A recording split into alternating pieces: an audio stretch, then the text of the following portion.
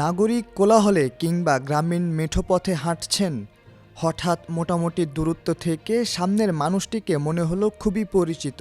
এমন ভাবনায় তাকে গিয়ে সহজাত চাপড়ও মারলেন, কিন্তু কোথাও ভুল হচ্ছে। ভুল ভাঙাতে মানুষটির নাম জিজ্ঞেস করলেন, মিলল না। কিছু সময় ভ্যাবাচাকা খেয়ে রইলেন দুজনই। পরক্ষণে দুজনই বুঝে গেলেন কিছু একটা ভুল হয়েছে। এমন মুহূর্তের মুখোমুখি আমরা সবাই হই। নিশ্চয় শুনেছেন এই বিশ্বে নাকি একই রকম দেখতে 7 জন মানুষ আছেন।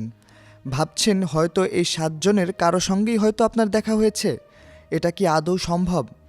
গবেষকরা বলছেন এমন কাহিনী পুরোপুরি বাস্তব নয়। যদিও দুজনের মানুষের চেহারা হুবহু মিলতে পারে, তবে তাদের বলা হয় ডোপেলগ্যাঙ্গার। এর দ্বারা এমন মানুষকে বোঝানো হয় যাদের মধ্যে জৈবিক সম্পর্ক না থাকলেও চেহারার অনেকটা মিল থাকে। তবে এটি খুব বিরল ঘটনা এবং এই ধরনের মিল প্রতি ট্রিলিয়নে একজনেরও কম হতে পারে। কিছু সংস্কৃতিতে ডোপেলগ্যাঙ্গারকে ইভিল টুইন বা অলৌকিক সত্তা হিসেবে দেখা হলেও এর কোনো বৈজ্ঞানিক ভিত্তি নেই। অর্থাৎ বলা যায় পৃথিবীতে 7 জন এক চেহারার মানুষ থাকা আদৌ সম্ভব নয়। মানুষের চেহারা কেমন হবে তা নির্ভর করে ডিএনএ আর জিনের ওপর। প্রতিটি মানুষের 22 জোড়া ক্রোমোজোম থাকে, আর এই ক্রোমোজোমগুলো একে অপরের মধ্যে কিছু অংশ বিনিময় করে। এর ফলে প্রত্যেক মানুষের চেহারা আলাদা হয়। তবে বর্তমানে সোশ্যাল মিডিয়ার যুগে এই চেহারার মিল দেখে অনেকেই অবাক হন। সেলিব্রিটিদের মধ্যে অনেকেরই সত্তা খুঁজে পাওয়া যায়।